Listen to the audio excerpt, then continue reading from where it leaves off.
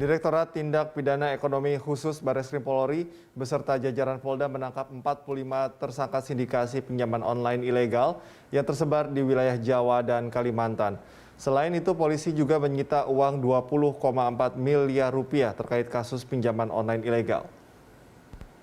Penangkapan puluhan tersangka sindikat pinjaman online atau pinjol tersebut dilakukan dalam 1 pekan terakhir.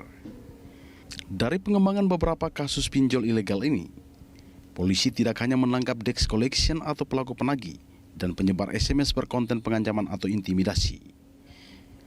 Tetapi polisi juga menangkap pemilik bahkan direktur dari perusahaan yang digunakan untuk membuat aplikasi pinjol ilegal. Direktur Tindak Pidana Ekonomi Khusus Brigjen Pol Helmi Santika mengungkapkan, salah satu tersangka yang kini sudah ditangkap berinisial JS. JS merupakan warga negara asing asal Tiongkok. JS diduga mengelola sejumlah aplikasi pinjol ilegal yang beroperasi di Indonesia. Salah satunya Fulus Mujur yang dikelola oleh Koperasi Simpan Pinjam Solusi Andalan Bersama.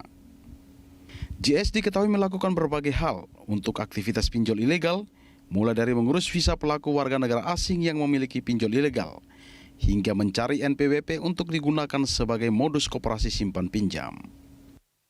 Kami, Barreskrim dan seluruh jajaran yang menangani ini masih melakukan memilah-milah ada berapa sih laporan atau ada berapa sih peminjam yang tercatat dan terdata. Kenapa? Karena kita juga masih sedang dalam mengeksplor perangkat elektronik yang kita sita.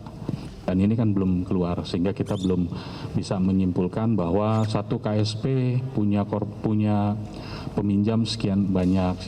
Bayangkan, ini saja tadi yang sudah disampaikan ada 95 KSP fiktif.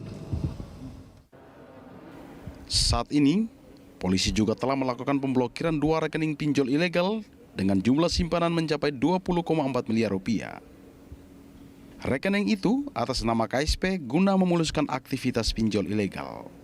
Kasus ini terjadi saat korban mendapat SMS dari aplikasi pinjol ilegal. Setelah diverifikasi, korban mengajukan pinjaman 1,2 juta rupiah dengan tenor waktu pelunasan 91 hingga 150 hari. Namun yang terjadi berikutnya tidak seperti yang dijanjikan di awal. Putri Amanda, Rio Cornelianto, Berita 1 Jakarta.